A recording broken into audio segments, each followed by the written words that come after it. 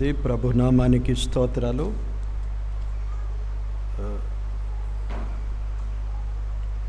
మనలో కొందరు బయట దేశంలో కూడా ఉన్నారు. వారి ప్రయాణాల కొరకు కెరెన్, అలాగే సత్యం, జయశ్రీ కూడా వారు బేరన్ వెళ్ళారు వారి కుమారుల దగ్గరికి. కొన్ని రోజులుండి మళ్ళీ తిరిగి వస్తామన్నారు కనుక వారి కొరకు కూడా మీరు ప్రార్థనలో జ్ఞాపకం చేసుకొనండి. దేవుని వాక్యాన్ని మనము పరిశుద్ధ గ్రంథము నుండి ధ్యానించుకుందాము. దానికి ముందు స్తుతులు చెల్లించడము వచ్చేసారి నుండి నేను పేర్లతో చెప్తాను. చేసిన వారే చేసి ముగిస్తున్నారు. చాలామంది యవనస్తులు అసలే స్తుతులు చెల్లించడం లేదు. మీరు స్తుతులు చెల్లిస్తేనే మరి మంచిది. ఎందుకంటే ఎప్పుడు స్తుతులు చెల్లించేవారు 5-6 7 మనం సమయం ఇస్తున్నాం కాబట్టి మనకు సమయాన్ని బట్టి మనము అలాగూ కొద్ది మందికి అవకాశం ఇస్తున్నాం. ఇచ్చిన వారు కూడా క్లుప్తంగా చేస్తే ఇంకా 5-6 ఇవ్వచ్చు. విజ్ఞాపన ప్రార్థన చేసినట్లుగా చాలాసేపు చేస్తే అది బాగుండదు. అసలు స్తుతులు అంటే చాలా చిన్నగా చేయాలి. అది క్రమంగా నేర్చుకున్నట్లుగా ఒక కనీసం 3-4 నిమిషాలు ఒక్కొక్కరు చేస్తే ఒక 6-7 అంటే 20 నిమిషాలు 7 అయిపోతుంది.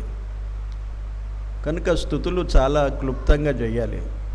అది మెల్లమెల్లగా అలవాటు చేసుకోండి. నేనైతే చెప్తా ఉన్నాను, మీరు గ్రహించి దాన్ని అమల్లోకి తెచ్చుకోవాలి. నువ్వు ఎంతనే చెప్పి మేము అదే చేస్తామన్నట్లుగా అంతే ఉంటే ఇక ప్రయోజనం ఉండదు. విజ్ఞాపన ప్రార్థనలు కూడా అట్లనే జరుగుతాయి.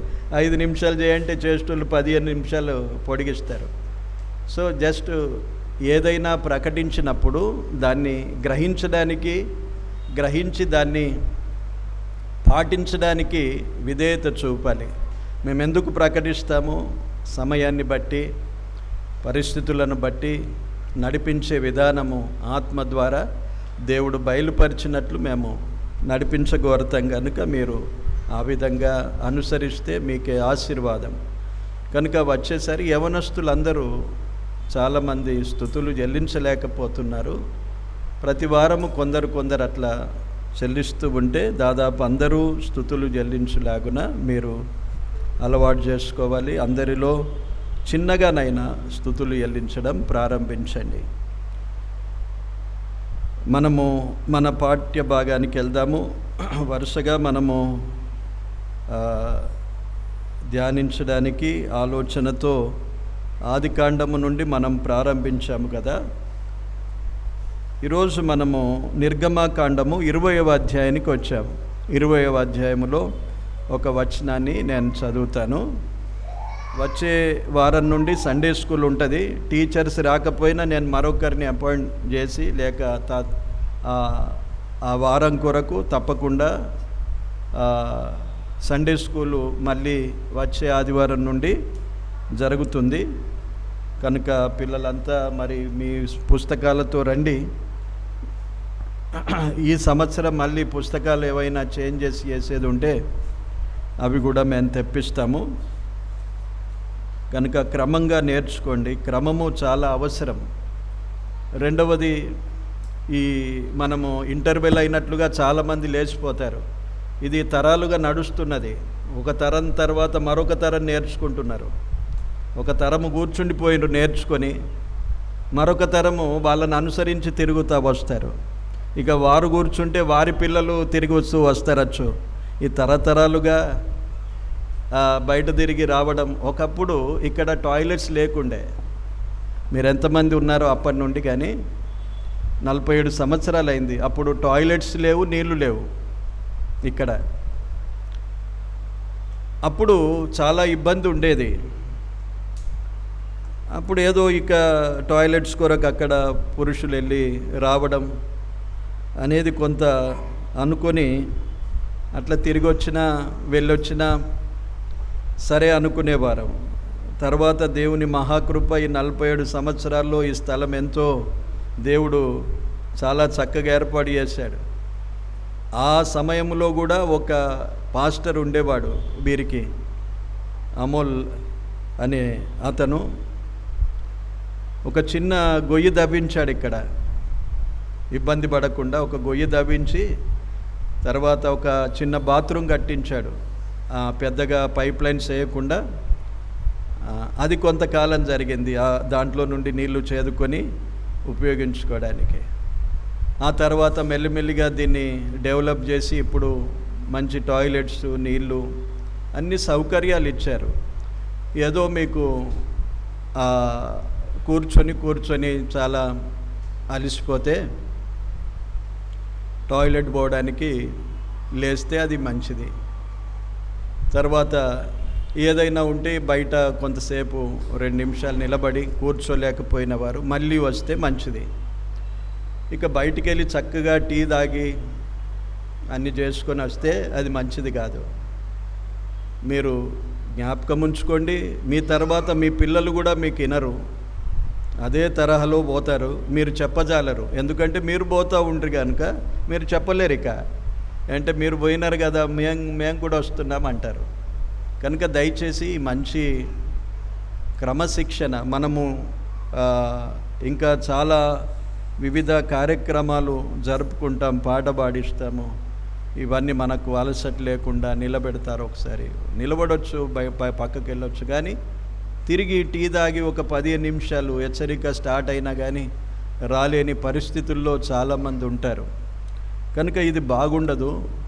ప్రభు మన మధ్య ఉన్నాడు, ఆ భయంతో మనం ప్రభు సన్నిధిలో ఉండడం మంచిది. నా భయంతో మీరు ఉంటే నేను పోయిన తర్వాత మళ్ళీ ఎప్పట్లాగానే ఉంటారు.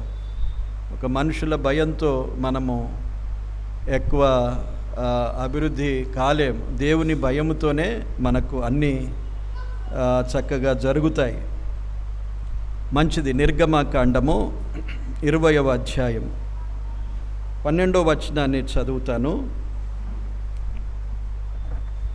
నిర్గమకాండము 20వ అధ్యాయము 12వ వచనం. నీ దేవుడైన యెహోవా నీకు అనుగ్రహించు దేశములో నీవు దీర్ఘాయుష్వంతుడవగునట్లు నీ తండ్రిని నీ తల్లిని సన్మానించుము. దేవుడి మాటలు దీవించునుగాక. ఆమెన్. చిన్న ప్రార్థన చేస్తాను. కృపామయుడా, దయాదాక్షిణ్యపూర్ణుడా, పరిశుద్ధుడా, మీకు స్తోత్రాలు, వందనాలు చెల్లిస్తున్నాం. ఈ మధ్యాహ్నకాల సమయం ఆరాధన మీ సన్నిధిలో జరుపుటకు ఏర్పరిచిన ఏర్పాటును బట్టి కూడి ఉండగా ఇంతవరకు మీ ఆత్మ ఆధిపత్యములో మమ్మను నడిపిస్తూ మీ కృపలో భద్రపరుస్తున్నందుకు స్తోత్రాలు. మరికొంత సమయం మీ సన్నిధిలో మేము ఇంకా ఉంటుండగా మమ్మను మీ కృప చేతనే బలపరచండి. మీ మాటలు మాకు వినిపించావు, ధ్యానించుటకు సహాయము చేయండి ప్రభువా. మేమందరము శ్రద్ధగా విని గ్రహించినట్లు కృపను అనుగ్రహించండి. మీ పక్షాన నిలిచిన నన్ను మీరు బలపరచండి. మీ నోటికి బూరగా మాత్రమే నన్ను వాడుకోమని మహిమ, ఘనత, ప్రభావములు మీకే చెల్లిస్తూ యేసుక్రీస్తు నామమున కృతజ్ఞతతో ప్రార్థించి వేడుకుంటున్నాము తండ్రి. ఆమెన్. ప్రియులారా, నిర్గమకాండము 20వ అధ్యాయములో మనము చదివిన వాక్య భాగం ఏంటి చెప్పండి? 10 ఆజ్ఞలలో ఒక ఆజ్ఞ. దేవుడు మోషేను సీనాయి పర్వతం మీదకి రమ్మని మనము 19వ అధ్యాయములో చదువుకున్నాం. సీనాయి పర్వతం మీదకి పిలిచాడు. వారు బయలుదేరిన ఎన్ని నెలలకు దేవుడు పిలిచాడు చెప్పండి?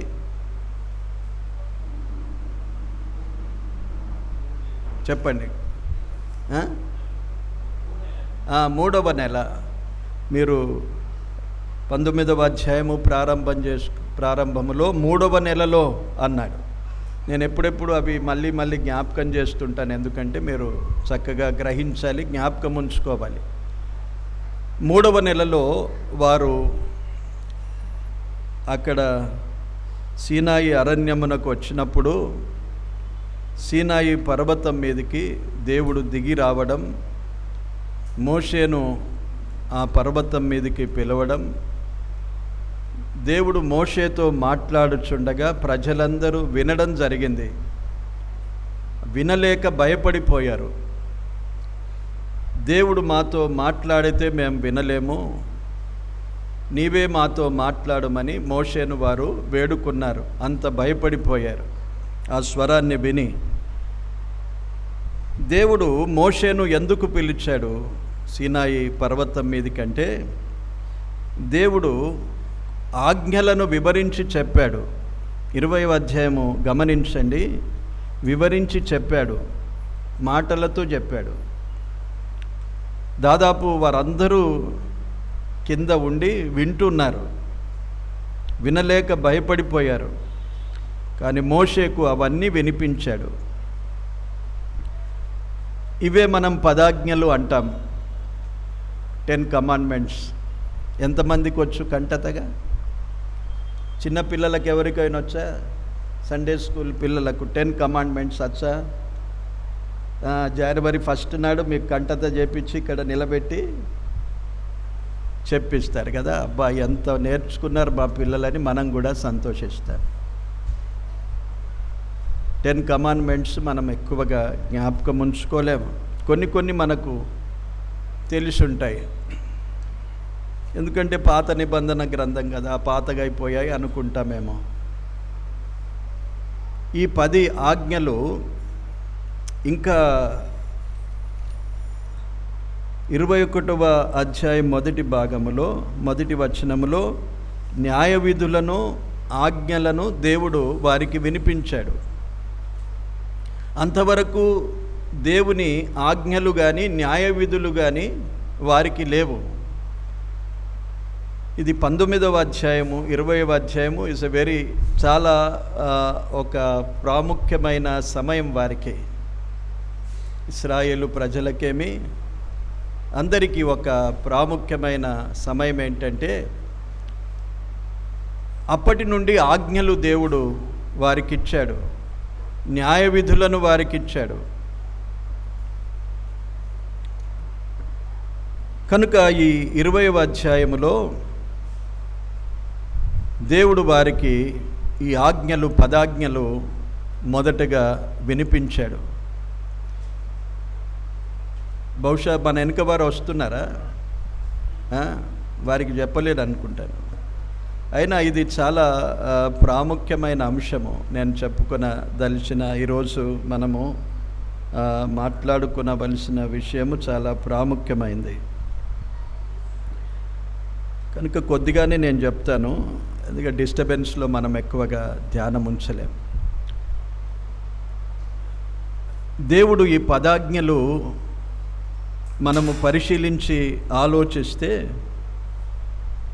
ఈ పదాజ్ఞలు ఎలాగూ దేవుని యొక్క నీతిని బట్టి తెలియజేసిన మాటలు. మోరల్ లాస్ అంటారు. దేవుని యొక్క ఆజ్ఞలివి. దేవుని యొక్క నీతిని బట్టి, నైతికతను బట్టి దేవుడు ఇచ్చిన ఆజ్ఞలు, పదాజ్ఞలు. చాలా ఆజ్ఞలు ఇచ్చాడు దేవుడు వీరికి. దాదాపు 613 ఆజ్ఞలు ఉన్నాయి. అందులో ఈ పదాజ్ఞలే ప్రాముఖ్యంగా మొదట తెలియజేశాడు. అంటే ఈ అన్ని ఆజ్ఞలు ఈ ఆజ్ఞల కిందనే వీటిని అనుసరించే ఉంటాయి. అంటే దీస్ ఆర్ ద కేటగిరీస్. ఇక 600 ఆజ్ఞలు ఉన్నగా వాటన్నిటిని మనము ఈ కేటగిరీస్లో మనము ఉంచుకొని ఆలోచించవచ్చు. న్యాయ విధులు వారికి ఏర్పాటు చేశాడు. మరి ఇప్పుడు పదాజ్ఞలు వారికి ఉన్నాయి కదా, మనకెందుకు అనుకోవడానికి లేదు. పదాజ్ఞలు ఇది అందరి కొరకు దేవుడు ఏర్పరిచిన ఏర్పాటు. ఇది ఆజ్ఞలు ఇవి ఈనాటికి కూడా అవి కొనసాగుతూనే ఉంటాయి. ఇందులో ఉన్న మాటలు చూడండి. నరహత్య చేయకూడదు, ఈరోజు కూడా నరహత్య చేస్తే ప్రభు చెప్పాడు నరహత్యను గురించి, వ్యభిచరింపకూడదు, దొంగిలకూడదు, అబద్ధ సాక్ష్యము పలకకూడదు, పొరుగువానిది ఏదియు ఆశించకూడదు. అంటే ఆజ్ఞలు ఇశ్రాయేలీయులకు మాత్రమే గాక యూనివర్సల్గా అందరి కొరకు దేవుడు ఆజ్ఞాపించిన ఆజ్ఞలుగా మనము గ్రహించాలి. నేను తప్ప వేరొక దేవుడు ఉండకూడదు, అది మొదటి ఆజ్ఞ. అంటే నేనే దేవుడను, దేవుడొక్కడే అని క్రొత్త నిబంధనలు కూడా వ్రాశాడు. ప్రభు ఒక్కడే, దేవుడొక్కడే. ఇవన్నీ క్రొత్త నిబంధనలో కూడా చూస్తాం. ఇవి వేరొక విగ్రహమును మీరు చేసుకొనకూడదు, అది రెండవ ఆజ్ఞ. విగ్రహారాధనను దేవుడు క్రొత్త నిబంధనలో కూడా నిషేధించాడు. విగ్రహారాధనకు దూరముగా ఉండుడి అన్నాడు. ఇక మూడవది, ఆయన నామమును మనము వ్యర్థముగా ఉచ్చరించకూడదు అన్నాడు. మన మాటలను గురించి కూడా దేవుడు చెప్పాడు. ఒకటి మాత్రమే విశ్రాంతి దినమును గూర్చి, అది కేవలము ఇశ్రాయేలులకు మాత్రమే. కానీ ఇప్పుడు విశ్రాంతి దినము అనేది మనకు లేదు. విశ్వాసులకు, క్రైస్తవులకు ఈ పదాజ్ఞలు వర్తిస్తాయి. ఇందులో విశ్రాంతి దినమును గూర్చి మాత్రమే మనకు వర్తించదు. ఎందుకంటే విశ్రాంతి దినము అది శనివారము రోజు.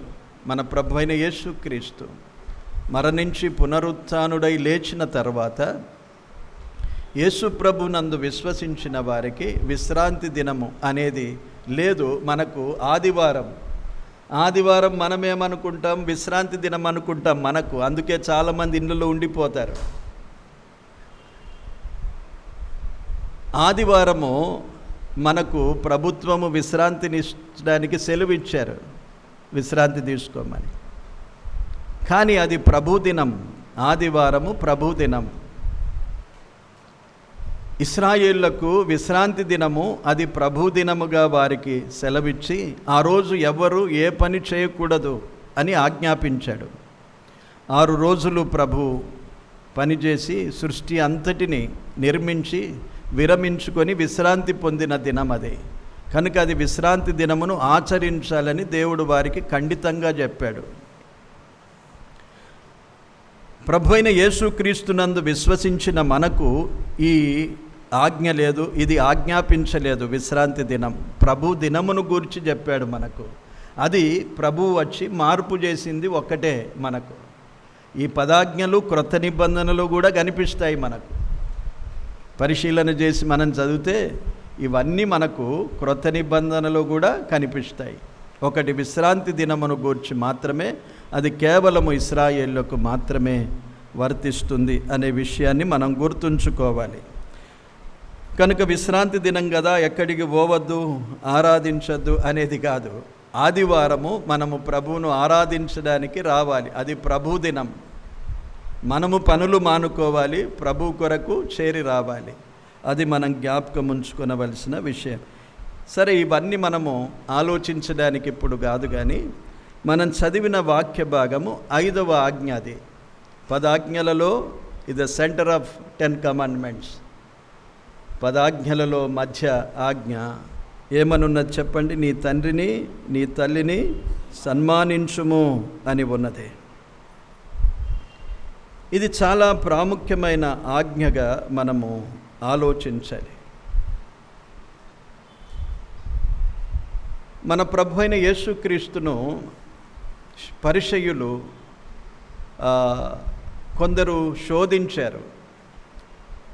ఆజ్ఞలలో ప్రధానమైన ఆజ్ఞ ఏది అని ప్రశ్నించారు. ప్రాముఖ్యమైన ఆజ్ఞ ఏంటి అని అడిగారా లేదా? జ్ఞాపకం ఉందా? కొన్ని ప్రభును గురించి చదువుతున్నప్పుడు అందరు పరిసయ్యులు వచ్చినప్పుడు పరిసయ్యులు ధర్మశాస్త్ర ఉపదేశకులు వచ్చి ధర్మశాస్త్రములో ప్రధానమైన ఆజ్ఞ ఏంటి చెప్పమన్నారు. ప్రభు 2 మాటలు చెప్పాడు చూడండి. మత్తయి సువార్త 22వ అధ్యాయం.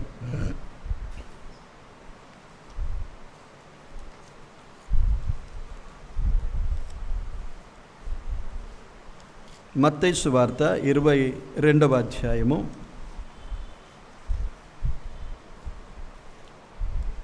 35. వారిలో ఒక ధర్మశాస్త్రోపదేశకుడు ఆయనను శోధిస్తూ, బోధకుడా, ధర్మశాస్త్రములో ముఖ్యమైన ఆజ్ఞ ఏదని అడిగెను. అందుకు ఆయన, నీ పూర్ణ హృదయముతోనూ, నీ పూర్ణ ఆత్మతోనూ, నీ పూర్ణ మనస్సుతోనూ నీ దేవుడైన ప్రభువును ప్రేమింపబలుననిదియే. ఇది ముఖ్యమైనదియు మొదటిదియునైన ఆజ్ఞ. నిన్ను వలె నీ పొరుగువాన్ని ప్రేమింపవలెనను రెండవ ఆజ్ఞయు దాని వంటిదే. ఈ రెండు ఆజ్ఞలు ధర్మశాస్త్రం అంతటికిని ప్రవక్తలకును ఆధారమయ్యున్నవని అతనితో చెప్పెను. ఈ ఆజ్ఞలన్నిటికీ ఆధారము ఏదన్నాడు? 2 ఆజ్ఞలు అన్నాడు. ఇది 10 ఆజ్ఞల్లో కనిపించదు మనకు. ఈ 2 10 ఆజ్ఞలు లేవు. ద్వితీయోపదేశకాండం 6వ అధ్యాయములో ఒకటి, లేవియకాండము 19వ అధ్యాయములో ఒక ఆజ్ఞ ఉన్నది ఇందులో మనం చదివిన ఆజ్ఞలలో. కానీ ఏమన్నాడంటే, ఈ ధర్మశాస్త్రం అంతటికీ ఆధారమైన ఆజ్ఞలు ఇవే అన్నాడు. ఇందులో మనకేం కనిపిస్తుందంటే 2 మాటలు ఉన్నాయి చూడండి. ఒకటి దేవుణ్ణి ప్రేమించడం, రెండవది మన పొరుగు వారిని ప్రేమించడం. దేవుని ఎడల ప్రేమ కలిగి ఉండడం, మన తోటి వారి ఎడల మనం ప్రేమ కలిగి ఉండడం. ఈ 2 ప్రధానమైనవి. వీటి నుండే ఇవే ఆధారం అని చెప్తున్నాడు. ప్రతి ఆజ్ఞకు ఆధారం ప్రేమయే. కనుక విశ్వాస జీవితంలో ఉండవలసింది ఏంటంటే, ప్రేమ అనేది ప్రధానంగా మనం కలిగి ఉండాలి. ఎన్ని ఆజ్ఞలను మనం అనుసరిస్తున్నా ప్రేమ లేకపోతే, ఆజ్ఞలన్నిటికీ ఆధారము ప్రేమయే. కనుక ప్రభువే సెలవిచ్చిన మాట ఇది. దేవుణ్ణి ప్రేమిస్తున్నామా? మన తోటి సహోదరులను కానీ, తోటి వారిని, పొరుగు వారిని ప్రేమిస్తున్నామా అనేది మనం ఆలోచించాలి. తర్వాత ఇంకా శోధించారు, పొరుగువాడెవడు చెప్పమన్నారు. ప్రభు అనేక ప్రశ్నలకు వారికి జవాబిచ్చాడు. మొత్తానికి ఈ వాక్య భాగాన్ని మనం చదివినప్పుడు ప్రేమ అనేది ప్రధానంగా మనం కలిగి ఉండాలి. అది దేవుని పట్ల ప్రేమ కలిగి ఉండాలి, మానవుల పట్ల, మన తోటి వారి పట్ల, మన వారి పట్ల ప్రేమ కలిగి ఉండాలనేది మనం చూస్తున్నాం. ఇక్కడ తల్లిదండ్రులను, నీ తండ్రిని నీ తల్లిని సన్మానించుము అన్నాడు. ఇది చాలా ప్రాముఖ్యమైన ఆజ్ఞ. లోకములో ఇంకా అనేకులు కూడా ఈ మాటను చాలా పాటిస్తారు. తల్లిని తండ్రిని సన్మానించడం అనేది సాధారణంగా మానవత్వములో ఉన్న మంచి లక్షణం. అది అందరూ పాటించేది. ఇది దేవుని నుండి మనము పొందిన ఆజ్ఞ. సన్మానించాలి తల్లిదండ్రులను.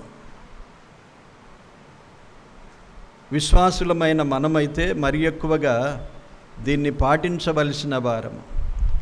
క్రొత్త నిబంధన గ్రంథములో కూడా దేవుడు దీన్ని తెలియజేశాడు.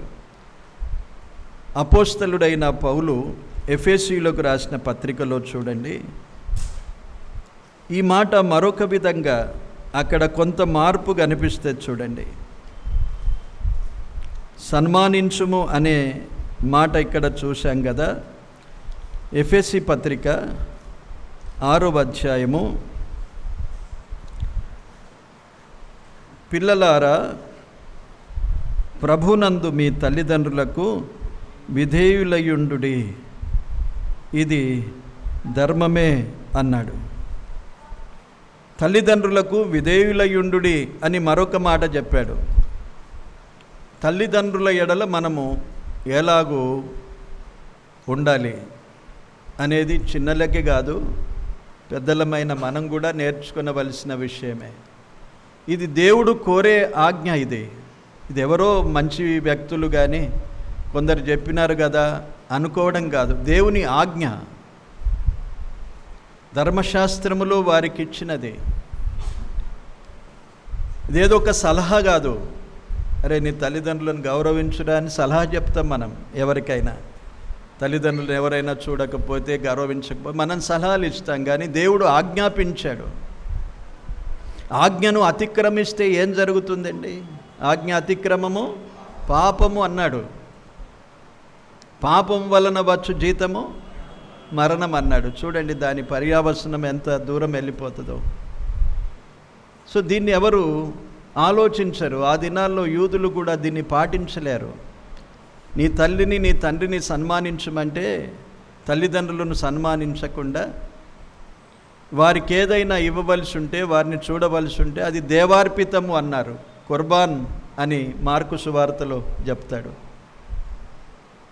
అది దేవునికి అర్పిస్తామన్నారు. దేవుడేమో తల్లిదండ్రులను సన్మానించుము అన్నాడు. వారిని సన్మానించే విషయములో వారిని సన్మానించకుండా అది దేవునికి అర్పితంగా చేస్తాను అంటే దేవుడు దాన్ని అంగీకరించలేడు. తల్లిదండ్రుల విషయంలో దేవుడు ఎంతగా ఆలోచన కలిగి ఉన్నాడో మనం ఆలోచించాలి. మనం చాలా అనాలోచనగా ప్రవర్తిస్తుంటాం. సన్మానించుము అన్నాడు. తర్వాత దాన్ని క్రొత్త నిబంధనలో మనం ఎఫెసీ పత్రికలో చూస్తే విధేయులయుండుడి అన్నాడు. దీని వలన జరిగే నీకు మేలు కలుగునట్లు అన్నాడు. నీకు మేలు కలుగునట్లు నీ తండ్రిని తల్లిని సన్మానింపుము. తల్లిని తండ్రిని సన్మానిస్తే ఏం జరుగుతుందట? మేలు జరుగుతుంది అన్నాడు. మన జీవితంలో మేలు కోరుకుంటాం. తల్లిదండ్రులే దేవుడు చెప్పిన మూలం అది. వారిని సన్మానించుము, అప్పుడు నీకు మేలు జరుగుతుంది అన్నాడు. అది కాకుండానే మనము అది అనుసరించకుండానే దేవుని నుండి ఎన్నో మేలులు మనం కోరుకుంటూ ఉంటాం. ఇక్కడ చూడండి 6వ వచనములో తల్లిదండ్రులు అన్నాడు. అంటే ఇప్పుడు కొన్నిసార్లు మనకు తల్లి మొదటన తండ్రి మొదటన, తండ్రి ఎక్కువనా తండ్రి ఎక్కువనా అనుకుంటాం కదా. ఈ కొందరేమో తల్లిని ఎక్కువగా ప్రేమిస్తారు, కొందరు తండ్రిని ఎక్కువగా ప్రేమిస్తారు. కొందరు తల్లి ఎక్కువ అనుకుంటారు, కొందరు తండ్రి ఎక్కువ అనుకుంటారు. దేవుడు ఏ భేదం లేకుండా చూడండి ఇక్కడ మాటల్లో కొంత మార్పు. మొదట ఏం చేశాడు చూడండి, 6వ వచనములో తల్లి తండ్రులు అన్నాడు. తల్లిని ముందుంచాడు కదా. ఇప్పుడు 2వ వచనములో చూడండి, నీ తండ్రిని తల్లిని అన్నాడు. తండ్రిని ముందుంచాడు. దీని ద్వారా మనం ఏమి గ్రహించాలంటే తల్లి తండ్రి అనేది తక్కువ ఎక్కువ అనేది లేకుండా సమానంగా దేవుడు చూస్తూ ఉన్నాడు. సమానంగానే చూడాలి. తల్లిదండ్రులు వెనక ముందు పేర్లున్న 2 సార్లు వేరువేరుగా రాశాడు. అక్కడే రాసినవాడు మళ్ళీ తల్లిదండ్రులని రాయొచ్చు కదా, మళ్ళీ తండ్రి అని రాశాడు ముందు. కనుక తల్లి తండ్రి ఇద్దరు సమానమే, భేదమేమి ఉండదు. వారిద్దరిని ఒకే విధంగా సన్మానించాలి అనేది నేర్చుకోవాలి. పిల్లలు కొన్నిసార్లు, పెద్దలం కూడా కొన్నిసార్లు ఏం చేస్తామంటే ఒకరిని ఎక్కువగా ఒకరిని తక్కువగా చూడడానికి, సన్మానించడానికి ప్రయత్నిస్తాం. కానీ దేవుడు మనకు సెలవిచ్చిన మాటలు చాలా ఖచ్చితంగా మనం అనుసరించాలి. 2 మాటలు ఉన్నాయి, విధేయులం కావాలి. అన్ని మాటలకు మనం విధేయులం కావాలి అనే మాట తప్పనిసరి. ఇక్కడ ఒక మాట ఉన్నది చూడండి, ప్రభునందు అన్నాడు. అక్కడ తల్లిదండ్రులను తండ్రిని తల్లిని సన్మానింపుము అన్నాడు. క్రొత్త నిబంధనకు వచ్చేసరికి ఒక మార్పు జరిగింది. ప్రభునందు విశ్వసించిన మనకు ప్రభునందు అన్నాడు. కొన్నిసార్లు తల్లిదండ్రులు రక్షింపబడకపోవచ్చు. అవకాశం ఉన్న తల్లిదండ్రులు రక్షింపబడని వారు ఉంటారు, మనం రక్షింపబడిన వారం. అయినా తల్లిదండ్రులను సన్మానించాలి. కానీ ప్రభునందు సన్మానించుము, ప్రభునందు విధేయులయుండుడి అన్నాడు. సన్మానించడం జనరల్ అందరికీ, తల్లిదండ్రులు రక్షింపబడినా రక్షింపబడకపోయినా, వారు ఎలాంటి వారైనా వారిని సన్మానించేది మనం ఎప్పుడు మరవకూడదు. ప్రభునందు మీరు విధేయులయుండుడి అన్నాడు. సాధారణంగా అన్ని విషయాల్లో మనం విధేయులంగా ఉండాలి. కానీ ఒకవేళ తల్లిదండ్రులు రక్షింపబడని వారైతే ప్రభువునందు, ప్రభు విషయములలో వారు మనకు కొన్ని విషయాలు అనుకూలంగా చెప్పరు. అనుకోనండి, తల్లిదండ్రులు రక్షింపబడలేదు, మనం వెళ్ళాం అక్కడికి. వారు ఏదో కార్యక్రమాలు జరుపుతున్నారు ఆదివారం నాడు. అరే ఉండ్రా, ఈరోజు ఏమున్నది, చాలా రోజులకు వచ్చినావు, ఆదివారం ఆరాధన ఎందుకు పోతావు, ఈరోజు మాతో గడుపు అంటారు. ఏం చేస్తాం అప్పుడు? ఇక్కడ ప్రభునందు విధేయులయ్యుండు. అక్కడ వారి మాట వినకున్నా అది దేవుడు ఒప్పుకుంటాడు. ప్రభునందు విధేయులయ్యుండు, ప్రభువుకు అనుకూలంగా విధేయత చూపాలి. నా తల్లిదండ్రులకు సన్మానింపమన్నాడు కదా, ఇప్పుడు ప్రభు దినాన నేను వెళ్ళకుండా నా తల్లిదండ్రులు నేను ఇక్కడే ఉండి సన్మానించాలి అని వాక్యం ఉన్నది కదా అనుకోకుండా దేవుడు ఒక మాట వేశాడు అక్కడ, ప్రభునందు అన్నాడు. ప్రభు విషయాల్లో, ప్రభు కార్యాల్లో ప్రభువులో లేని తల్లిదండ్రులు ఉంటారు. వారి ఆలోచనలు, వారి విధానాలు వేరుగా ఉంటాయి. ప్రభువులో ఉన్నవారు ప్రభువుకు అనుకూలంగా మాట్లాడతారు. వారికి విధేయులమై ఉండుట ఎంతైనా అది అవసరమే. అలాంటి సమయంలో మాత్రమే మనము విధేయత చూపకున్నా అది దేవుడు అనుమతించినట్లుగా ఇక్కడ మనము చూస్తాం. సన్మానించుటలో ఒక గొప్ప విషయాన్ని రాశాడు, దీర్ఘాయుష్వంతులగుతారన్నాడు. మనము ఆయుష్ను కోరుకుంటాం ఎక్కువగా. ఏ ఒక్కరు చెప్పండి నాకు ఆయుష్కాలం ఎక్కువగా వద్దనుకునేవారు ఎవరం ఉండము. సాధారణంగా ప్రతి పుట్టుక దినములో మనం ప్రార్థించేది దీర్ఘాయుష్ను ఇవ్వు ప్రభువా అనుకుంటాం.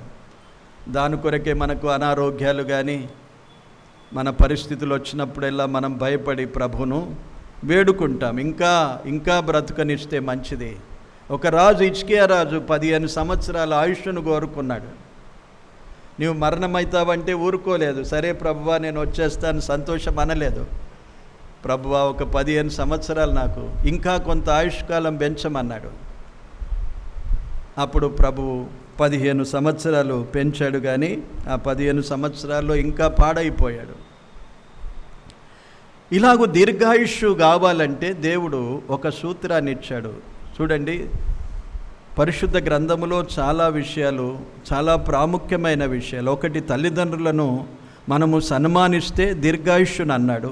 రెండవది, యెహోవా యందు భయభక్తులు గలవాడు దీర్ఘాయుష్వంతుడగుతాడన్నాడు. రెండూ అవసరమే.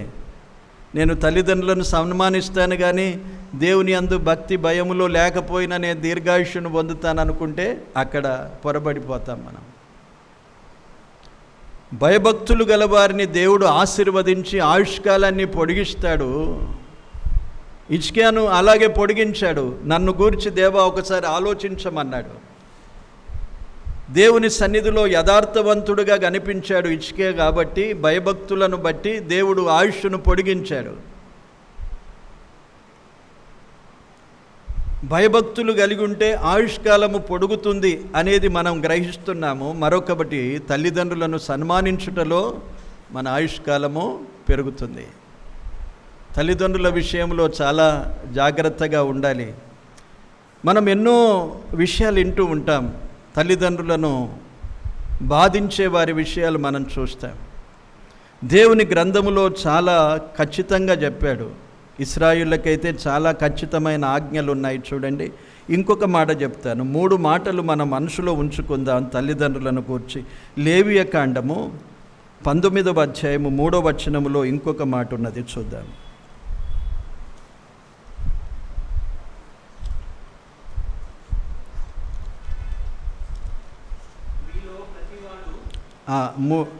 లేవియ కాండము 19వ వచనం 3వ వచనం 19వ అధ్యాయం.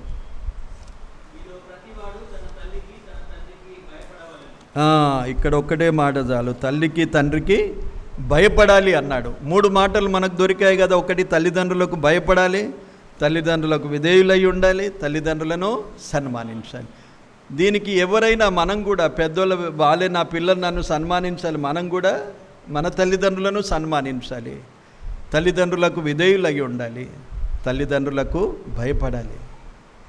తల్లిదండ్రులకు భయపడేవారు చిన్న పిల్లలు కూడా భయపడడం లేదు. ఇప్పుడు ఎంత మారిపోయింది చూడండి. మన కల్చర్ ఎలాగూ మారిపోతున్నది. విశ్వాస కుటుంబాల్లో తల్లిదండ్రులకు పిల్లలు విధేయులై ఉండాలి. అది నేర్పించాలి. మనం ఈ మాటలు నేర్పించాలి. మన ప్రవర్తనలో, మన పెంపకములో వారికి నేర్పించాలి. సన్మానించాలి అని నేర్పించాలి, గౌరవించాలి, విధేయులై ఉండాలని నేర్పించాలి, భయపడాలని నేర్పించాలి. మైతో నై డర్తాయి అంటారు కిష్కు. తల్లి పేరు చెప్పినా తండ్రి పేరు చెప్పినా ఏం భయం ఉండదు. ఎందుకంటే వారు శిక్షలోనే పెంచరు. ఎట్లా దీర్ఘాయుష్వంతులు అవుతారు చెప్పండి. ఎంత కఠినమైన ఆజ్ఞలు ఉన్నాయి చూడండి. ద్వితీయోపదేశకాండము 21వ అధ్యాయములో 18వ వచనం చూడండి. ఒకని కుమారుడు మొండివాడై తిరుగబడి తండ్రి మాట కానీ తల్లి మాట కానీ వినకయుండి, మంచిగా వినండి, ఒకని కుమారుడు మొండివాడై తిరుగబడి తండ్రి మాట కానీ తల్లి మాట కానీ వినకయుండి వారు అతని శిక్షించిన తరువాతయు అతడు వారికి విధేయుడు కాకపోయిన ఎడల అతని తల్లిదండ్రులు ఏం చేయాలంటే అతని పట్టుకొని ఊరి గవిని యొద్ద కూర్చుండు పెద్దల యొద్దకు అతన్ని తీసుకొని వచ్చి, మా కుమారుడైన వీడు మొండివాడై తిరుగుబడి ఉన్నాడు, మా మాట వినక తిండిబోతును త్రాగుబోతును ఆయనని ఊరి పెద్దలతో చెప్పవలెను. అప్పుడు ఊరి ప్రజలందరూ ఏం చేయాలంటే రాళ్లతో అతన్ని చావగొట్టవలెను అన్నాడు. అర్థమైందండి? ఎవరిని? తల్లిదండ్రులకు అవిధేయుడైన వారిని. తండ్రి మాట కానీ తల్లి మాట కానీ వినకుండా మొండివాడై తిరుగుతూ ఉంటే వారు చెప్పినా కానీ ఆ తర్వాత కూడా వారు శిక్షించిన తర్వాత కూడా వాడు వినకపోతే వారు పెద్దల దగ్గరికి తీసుకెళ్ళి ఆ మాట చెప్పిన తర్వాత ఊరి వారంతా ఏం చేస్తారంటే రాళ్లతో వాడిని సావగొడతారు. అది దేవుడిచ్చిన ఆజ్ఞ. అది ఒక మనుషులు ఏర్పరిచిన ఆజ్ఞ కాదు. అంటే తల్లిదండ్రుల యొక్క విలువ, తల్లిదండ్రులను గురించిన ఆలోచన దేవునిలో ఎలాగున్నదో మనం గ్రహిస్తున్నాం. అది ఇప్పటికీ ఉన్నది. దేవుడు నిన్న నేడు నిరంతరము ఒకే రీతిగా ఉన్నవాడు. తల్లిదండ్రులకు అవిధేయులైన వారికి చాలా చాలా కష్టం ప్రియులారా. తల్లిదండ్రులను బాధించే వారిని చాలా కష్టము. సామెతల గ్రంథం చూడండి. సామెతల గ్రంథం 20వ అధ్యాయం 20వ వచనం. తన తండ్రినైనను తల్లినైనను దూషించు వాని దీపము కారు చీకటిలో ఆరిపోవును అన్నాడు. అంటే తల్లిని తండ్రిని దూషిస్తారు. ఎప్పుడు దూషిస్తారు చెప్పండి? పిల్లలు, యవనస్తులు. ఒకవేళ మనం కూడా అదే విధానంగా ఎదిగితే మనకు కూడా అర్థం. ఎప్పుడు దూషిస్తారంటే వారు మనము చేసే వాటికి ఒప్పుకోనప్పుడు తల్లిదండ్రులు ఏం చేస్తారు? దూషిస్తారు. మేరా డాడీ బరాబర్ నే, మేరా మమ్మీ బరాబర్. అదే దూషణ. నీవు ఇష్టం ఉన్నట్లు తిరగాలి, వారు చెప్తే నీకు అది ఎలాగుంటుందంటే వారిని దూషిస్తారు. ఒప్పుకోనప్పుడు దూషిస్తారు వారిని. నీవు అనుకున్నట్లు ఒప్పుకుంటే సంతోషిస్తారు. తల్లిని తండ్రిని దూషించిన వారు కారు చీకటిలో దీపం ఆరిపోతుంది అన్నాడు. చీకటిలో అసలు ఎక్కడికి వెళ్ళాలి? దీపం పట్టుకొని పోయినా అంతా బాగున్నది, వెలుగున్నది అనుకుంటాం. ఎవ్రీథింగ్ ఈజ్ గుడ్ అనుకుంటారు. తల్లిదండ్రులకు అవిధేయులైనా దూషించినా చాలా బాగా జరుగుతుంది నా జీవితం అనుకుంటారు. కానీ అసలైన సమయంలో నీ పరిస్థితులు చీకటిమయం అయిపోయినప్పుడు ఆ దీపం మారిపోయినట్లుగా ఎలాగుంటుందో అలాగైతుంది జీవితం అని. 30వ సామెతల గ్రంథం 30వ అధ్యాయంలో చూడండి, చాలా భయంకరమైన మాటలు ఉన్నాయి. 30వ అధ్యాయం 17వ వచనం. తండ్రిని అపహసించి తల్లి మాట విననొల్లని వాని కన్ను లోయకాకులు పీకును, పక్షిరాజు పిల్లలు దానిని తినును అన్నాడు. ఎంత ఈ మాట వింటేనే భయం ఉన్నది, భయం వస్తుంది కదా, భయం వేస్తుంది. తండ్రిని అపహసించేవాడు ఉన్నారండి ఎవరైనా చెప్పండి? చాలా జాగ్రత్తగా ప్రియులారా, ప్రభు ఎందుకో మనతో మాట్లాడతాడు ఈ విషయాలు. తండ్రిని తల్లిని అపహసించేవాడు, తల్లి మాట విననొల్లని వాడు, ఊరికే సులువుగా విననొల్లకుండా ఉంటారు. తల్లిదండ్రులు కూడా చాలా ఖచ్చితంగా ప్రభు శిక్షలో పెంచాలని ఎపిసి పత్రికలో ఉన్నది. కానీ అయితే ఆడినాడు, అట్లనే అనుకుంటారు, వానికే శిక్ష. ఒకవేళ నీ మాట విననొల్లకుండా నీవు సహించుకొని పర్వాలేదు అనుకుంటే ఏమవుతుందంటే వానికి ప్రమాదం ఉన్నది ముందు దినాల్లో. ఎలాగూ వాని కన్నులు లోయకాకులచ్చి పీకేస్తాయి అన్నాడు. ఎంత భయంకరమైన స్థితి ఉన్నదో ఆలోచించాలి. నిజంగా నేను చెప్తానంటే మా తల్లిదండ్రులు, మా నాన్న ప్రాముఖ్యంగా ఈ మాటలు చాలా బోధించాడు మాకు చిన్నతనం నుండి. నీ తండ్రిని నీ తల్లిని, నీ తండ్రిని, ఇవే మాటలు సామెతల గ్రంథంలో నుండి మాకు ఎప్పుడు ఈ చిన్ననాటి నుండి కుటుంబ ప్రార్థనలో మమ్మల్ని కూర్చోబెట్టి ఇవే చదివించి ఇవే నేర్పించాడు. దేవుడు మనకిచ్చిన చాలా ప్రాముఖ్యమైన విషయాలు. కొందరు అన్యులు కూడా తల్లిదండ్రులను చాలా గౌరవించేవారు ఉన్నారు. విశ్వాసులు, దేవుని సత్యాన్ని ఎరిగిన వారు తల్లిదండ్రులను హింసించిన వారు కనిపిస్తారు మనకు. ఎంత ప్రమాదం కదా. తండ్రిని తల్లిని సన్మానించాలి. అవి ఎలాగూ మనలను కాపాడుతున్నాయో చూడండి. 6వ అధ్యాయము, సామెతల గ్రంథం 6వ అధ్యాయంలో చూడండి.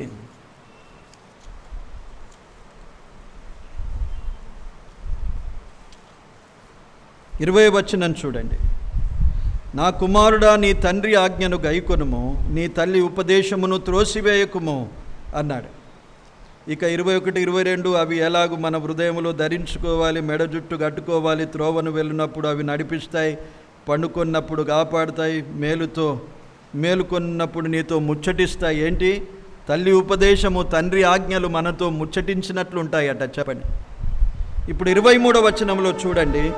ఆజ్ఞ దీపముగాను ఉపదేశము వెలుగుగాను ఉండును, శిక్షార్థమైన గద్దింపులు జీవమార్గములు, చెడు స్త్రీ యొద్దకు పోకుండాను, పరస్త్రీ పలుకు ఇచ్చకపు మాటలకు లోబడకుండాను అవి నిన్ను కాపాడును అన్నాడు. ఇక్కడే కదా అందరూ చెడిపోయేది. ఒక వయసు రాగానే అస్సలు మొట్టమొదట చెడిపోయేది స్త్రీల విషయమే, పిల్లలు, దురలవాట్ల విషయము.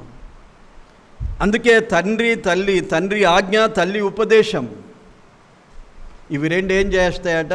మనలను కాపాడుతుంటాయి. అక్కడికి వెళ్ళకుండా, ఆ నెట్లో మనం పడిపోకుండా. దేవుని మాటలు ఎంతో అద్భుతమైనవి. అందుకే సామెతలు ఎప్పుడూ చదువుతుండాలి. నేను ఇంతవరకు చదువుతాను, నా చిన్ననాటి నుండి ఇంతవరకు ఎన్నోసార్లు చదువుతున్నాను. అయినా చాలా విషయాలు మనము ఎరిగిన వాటిని పాటించము. అది మన బలహీనత. వాటిని అనుసరించినట్లయితే ఎంతో మేలు మనకున్నది.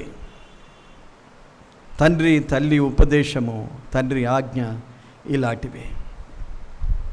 తండ్రులు అనగానే తల్లిదండ్రుల విషయం మనం ఆలోచించాం. ఇది మనకు జన్మనిచ్చిన తల్లిదండ్రులను గురించి. తండ్రి అనే వాటిలో దేవుడు ఇంకొక మాటను మనకు యాడ్ చేసి చెప్పాడు. ఎవరిని తండ్రిగా భావించాలి. తిమోతికి రాసిన పత్రికలో, మొదటి పత్రిక 6వ అధ్యాయంలో ఒక మాట అన్నాడు చూడండి. ఇంకా కొంత బాధ్యత మన మీద ఉన్నది. మొదటి అధ్యాయము 5వ వచనము.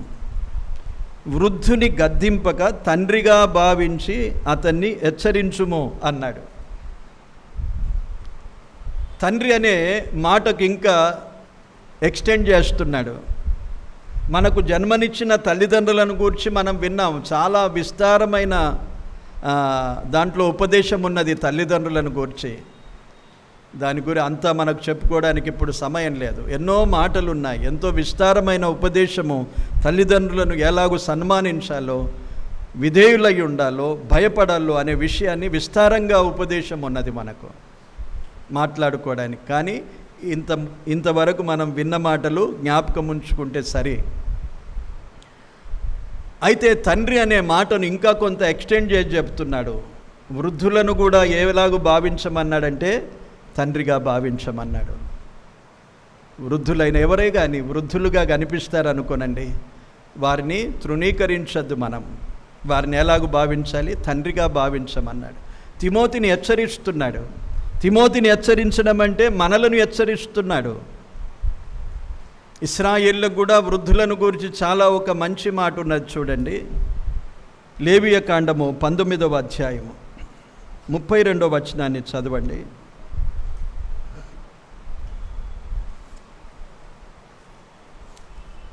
లేవియ కాండము 19వ అధ్యాయము 32వ వచనం.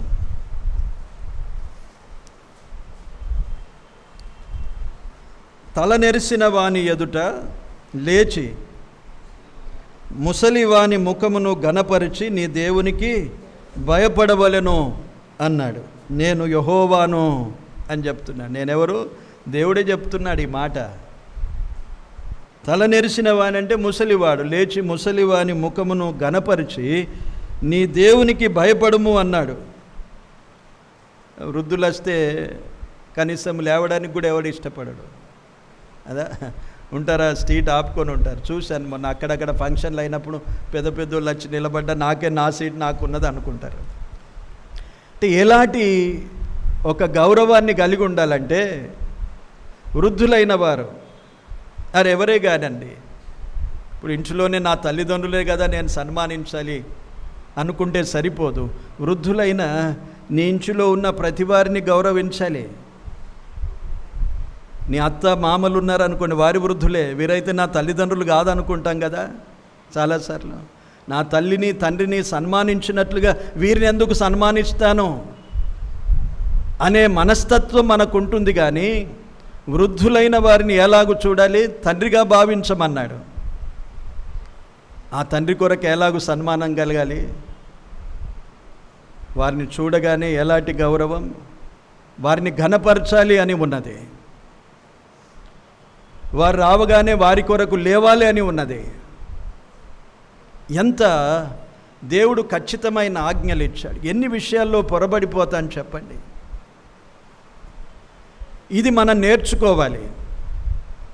మనకింకా పెద్ద ఆజ్ఞలు కానీ ఉపదేశం కానీ అవసరం లేదు. ఈ చిన్న మాటలు మనకు సరిపోతాయి. జస్ట్ ఈ అలవాటు ఒకవేళ మనలో ఇప్పుడు రావడం కష్టమైనా నేర్చుకోవాలి. పిల్లలకు మాత్రం ఇప్పటి నుండే నేర్పించండి. ఇప్పుడు ఎవరైనా వచ్చి తిరుగుతున్నారా, మీ పిల్లలను తీసి ఇక్కడ కూర్చోబెట్టండి. ఒకరు వచ్చి రారబ్బాయి ఇక్కడ కూర్చొని అనేదాకా చూడొద్దండి. అలాగైతే మీకు చాలా ఇబ్బంది కలుగుతుంది. పిల్లలను కూర్చోబెట్టుకుంటారు, పెద్దలందరూ నిలిచి అక్కడిక్కడ సీటు చూస్తారు, మీరు అట్లాగే చూస్తూ ఉంటారు. ఎవరో వచ్చి బాబు దిగు కిందికి ఇక్కడ కూర్చోమంటే నీకు కోపం వస్తుంది. మా బాబునేగా కూర్చున్నవాడిని గడ కింద కూర్చున్నబెడుతున్నాడు అనుకుంటా. అది జరగకుండా పిల్లలకు నేర్పించాలి. పెద్దోళ్ళు వస్తారు ఇక్కడ కూర్చోడానికి, నువ్వు కింద పోయి కూర్చో. పెద్దోళ్ళని గౌరవించాలి. ఒకవేళ మనకంటే పెద్దవారు వచ్చినా మనం లేచి కూర్చోవాలి కింద. ఒకరు చెప్పేదాకా అనేది కాదు, దేవుడు చెప్తున్నాడు మనకు. ముసలి వారి ముఖమును ఘనపరచాలి అన్నాడు. వారిని చూస్తే మనం అసహించుకుంటాం. అంటే ఎంత మనం ఏమనుకుంటామంటే నేను చాలా సత్యంగా నిజంగా భక్తిగా ఉన్నాను అనుకుంటాం. కానీ ఇవన్నీ భక్తి మాటలు కావా, ఆజ్ఞలు కావా ఇవి? నేను ఒకటి తప్పు చేయను, అదొక్క అతిశయం ఉంటే సరిపోదు. దేవుని ఆజ్ఞలను అనుసరించాలి, సన్మానించేది నేర్చుకోవాలి. తండ్రి వృద్ధులను కూడా తండ్రి అన్నాడు. మరొక మాట, ఇంకొక తండ్రిని ఎలాగూ చూపిస్తున్నాడు, మరొక తండ్రిని చూపిస్తున్నాడు మనకు. అపోస్తలుడైన పౌలు ఒక మాట రాశాడు చూడండి. ఫిలెమోనుకు రాసిన పత్రిక 8-10 వచనాలు కలిసి ఉన్నాయి. అక్కడ ఆఖరి భాగంలో ఒక మాట ఉన్నది. నా బంధకములలో నేను కనిన నా కుమారుడగు ఒనేసీము కోసరము నిన్ను వేడుకొనుచున్నాను అన్నాడు. ఇప్పుడు ఒనేసీము ఎవరు, పౌలు ఎవరు చెప్పండి? ఏమైనా ఐడియా ఉన్నదా? No idea. ఎట్లా పౌలేం భార్య పిల్లలు ఉన్నాడా? కాదు కదా. ఏమన్నాడు? కనిన కుమారుడు అన్నాడు. బంధకములలో కనిన కుమారుడు అంటే ప్రభు వాక్యము చేత ప్రభునందు వారిని కన్నాడు ప్రభు కొరకు. ఇప్పుడు ఏమైపోయాడు? ఒనేసీముకు పౌలు తండ్రి అయిపోయాడా లేదా? ఒనేసీముకు పౌలు ఆత్మీయంగా తండ్రి అయిపోయాడు. అలాగే తిమోతికి ఆత్మీయంగా పౌలు తండ్రిగా ఉన్నాడు, నా నిజమైన కుమారుడు అన్నాడు. తీతును కూడా అలాగే అన్నాడు, నా కుమారుడు అన్నాడు. ఎలాగూ వీరందరికీ కుమారుడు, వీరందరూ కుమారులు ఎలాగయ్యారు, వీరందరికీ తండ్రి ఎలాగయ్యాడు పౌలు? ఇది ప్రభునందున్న బంధం. ప్రభువులో వారిని కన్నాడు, వారిని పెంచాడు. తిమోతిని కన్నాడో లేదో రక్షణ సువార్త చెప్పినట్లుగా లేదు, కానీ తిమోతిని పెంచాడు ఉపదేశములో. కనుక తిమోతిని ఏమన్నా, నా నిజమైన కుమారుడు అన్నాడు. కనుక ఇప్పుడు మనం మరొక తండ్రిగా గౌరవించవలసిన వారు ఎవరున్నారు? ప్రభువులో మనలను కన్నవారు, ప్రభువులో మనలను పెంచేవారు. అర్థమవుతుందా? రక్షణ సువార్త చెప్పి ప్రభువులోనికి నడిపించిన వారు పెంచేవారు. ప్రభు ఉపదేశమందు, వాక్య ఉపదేశమందు మనలను పెంచేవారిని ఎలాగూ మనం భావించాలి? అందరు చెప్పండి అన్న. చెప్పితే కానీ నువ్వు అనుసరించవు. చెప్పడానికే భయపడితే ఎట్లా దాన్ని పాటిస్తాను? చెప్పండి చెప్తేనేదా? తండ్రిలాగా భావించాలి, వృద్ధులను తండ్రిలాగా భావించాలి. మన తల్లిదండ్రులేవారు, వారిని ఎలాగూ సన్మానిస్తామో, వారికి ఎలాగూ విధేయులమవుతామో, వారికి ఎలాగూ మనము భయపడతామో, అదేవిధంగా ఈ తండ్రులు చూపించినాం కదా, చూసాం. ఇప్పుడు వీరికి కూడా అదే విధమైన మనస్సుతో మనం ఉండాలి. అది దేవుడు మనకు సెలవిచ్చిన శ్రేష్టమైన ఆజ్ఞ. 10 ఆజ్ఞలలో శ్రేష్టమైన ఆజ్ఞగా మనము ఎరగాలి. మన దీర్ఘాయుష్షు, మన జీవితంలో మేలు, ఇవన్నీ దీని మీదనే ఆధారపడి ఉంటాయి. వీటన్నిటిని మనము ఖచ్చితంగా ఆజ్ఞాపిస్తూ, ఆజ్ఞలన్నీ పాటిస్తూ, ఇలాగూ సన్మానిస్తూ, గౌరవిస్తూ విధేయులమైతే తప్పకుండా దేవుడు మనలను ఆశీర్వదిస్తాడు. దేవునితో మాట్లాడవచ్చు మనం. ఒకవేళ నీవు ఖచ్చితంగా నీ తల్లిదండ్రులను సన్మానిస్తూ ఉన్నావు అనుకోనండి, గౌరవిస్తున్నావు, విధేయత చూపుతున్నావు, భయంతో మెదులుతున్నావు, నీకేదైనా వ్యాధి వచ్చింది, మనకైనా వ్యాధి వచ్చింది అనుకోనండి, నీవు దేవునితో సవాల్ చేయొచ్చు. ప్రభువా, నీవు చెప్పినట్లున్నాను నేను. హిజ్కియా అలాగే ప్రార్థన చేశాడు. నీవు మరణమవుతావు అనేసరికి, దేవా నా యథార్థమైన ప్రవర్తన చూడు అన్నాడు. నేను అలాగూ నీ ఎదుట యథార్థంగా ప్రవర్తించాను, దయచేసి జ్ఞాపకం చేసుకో. భయభక్తులు గల వారిని దీర్ఘాయుష్వంతులుగా ఆశీర్వదిస్తానన్నావు కదా, ఇంత త్వరగా నన్ను తీసుకుంటున్నావే ప్రభువా అని ప్రార్థించినప్పుడు దేవుడు 15 సంవత్సరాల ఆయుష్ను పొడిగించాడు. దేవునితో సవాలు చేయవలసిన విషయాలు ఇవి. ఆజ్ఞలు పాటించడం, న్యాయ విధులను పాటించడంలో ఉన్న గొప్ప శక్తి ఏంటంటే, దేవుని సన్నిధిలో కూడా సవాలు చేసి మనం ప్రార్థించవచ్చు. కనుక చాలా జాగ్రత్తగా తల్లిదండ్రుల ఎడల, వారి మాటల ఎడల, యవనస్తులు వివాహ విషయాల్లో కానీ, మీ ప్రవర్తన విషయంలో కానీ, మీ చదువుల విషయంలో కానీ తల్లిదండ్రులకు విధేయులయ్యేది నేర్చుకోండి. తల్లిదండ్రులకు విధేయుడై ఉన్నవాడు ఎవడు నష్టపోలేడు. ఇదివరకు ఎవడు చెప్పలేదు, నాకు ఇంతవరకు నేను నా తల్లిదండ్రుల మాటిని పెద్ద నష్టపోయినాను అని అన్నవాడు లేదు ఇంతవరకు. వాడికున్న వాటిలో దేవుడు సంతృప్తిగా దీవించాడు చాలామందిని. కనుక ఈ విషయాన్ని మనం జ్ఞాపకం ఉంచుకుందాం. ముందు దినాల్లో ఇంకా కొన్ని విషయాలు మనము ఆలోచన చేద్దాం. దేవుడి మాటలు దీవించునుగాక. ఆమేన్. ప్రార్థన చేసుకో. ప్రేమగల మా తండ్రి, పరిశుద్ధుడా, మహోన్నతుడా, మీకు స్తోత్రాలు. మీ మహాకృప చేత నేడు పునరుత్థాన దినం, ప్రభు దినాన మేమందరము ఆరాధించుటకు కృప చూపినావు దేవా, స్తోత్రాలు. ఇంతవరకు ఎంతో శ్రేష్టమైన మాటలు, నీ తండ్రిని నీ తల్లిని సన్మానింపుము అనే 10 ఆజ్ఞలలో 5వ ఆజ్ఞను మేము క్లుప్తముగా కొన్ని విషయాలు ఆలోచించాం ప్రభువా. అవి ఎంతో శ్రేష్టమైనవి. తల్లిదండ్రుల గూర్చిన మీ ఆలోచన ఎంతో గొప్పది ప్రభువా. మేమందరము ఈ విషయాన్ని ఎరిగి తల్లిదండ్రులను అలాగే వృద్ధులైన వారిని, ఆత్మీయంగా మమ్మను కని పెంచిన తండ్రిని ఎలాగూ మేము సన్మానించాలో, గౌరవించాలో, విధేయులంగా ఉండాలో, భయపడి ఉండాలో మాకు నేర్పించావు. అందుకై స్తుతిస్తున్నాం. ప్రతి ఒక్కరి హృదయాల్లో ఈ మాటలను భద్రపరుచుకొని వాటిని అనుసరించి నడవడానికి కృపచూపమని ప్రార్థిస్తున్నాం. ప్రభువా, ముగించుకొని మా గృహాలకు మేము వెళ్ళుచుండగా మాకు తోడై ఉండండి, దీవెనలతో పంపండి. సుజాత కొరకు విశేషంగా మరొకసారి ప్రార్థిస్తున్నాం. ప్రభువా, ఆ బిడ్డను మీరు బలపరిచి ఉన్నారు. మరెన్నటికి నీ వ్యాధి తనకు ప్రభు అంటకుండా మీ కృపలో భద్రపరిచి సంపూర్ణమైన స్వస్థతను దయచేయండి. అందరిని దీవించుమని ప్రార్థిస్తున్నాం. ఈ సమయంలో ఇదిగో ప్రభువా, మరి సందేశ్ ప్రణీత వారికి దానముగా ఇచ్చిన బిడ్డను బట్టి తెచ్చిన ఈ స్వీట్స్ మీ కృపాస్తాలకు అప్పగిస్తున్నాము. దీవించండి, ఆశీర్వదించండి. తిను మాకు సంతోషాన్ని ఇవ్వండి. ఘనత, మహిమ, ప్రభావములు మీకే చెల్లిస్తూ యేసుక్రీస్తు నామమున కృతజ్ఞతతో ప్రార్థించి వేడుకుంటున్నాము తండ్రి. ఆమేన్. సచిన లాజరును చక్కగా పిలిచావు, బయటకు రమ్మని ఆదేశించావు. సచిన లాజరును చక్కగా పిలిచావు, బయటకు రమ్మని ఆదేశించావు. కుళ్ళిన శవముకు జీవమునిచ్చావు, కుళ్ళిన శవముకు జీవమునిచ్చావు. మళ్ళీ బ్రతుకును దయచేశావు.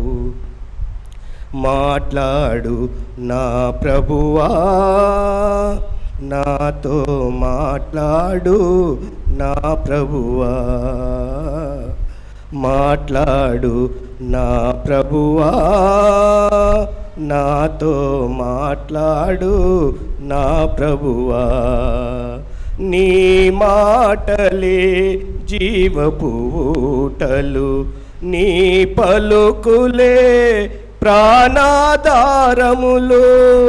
నీ మాటలే జీవపు ఊటలు, నీ పలుకులే ప్రాణాధారములు. మాట్లాడు నా ప్రభువా, నాతో మాట్లాడు నా ప్రభువా. వందనాలు.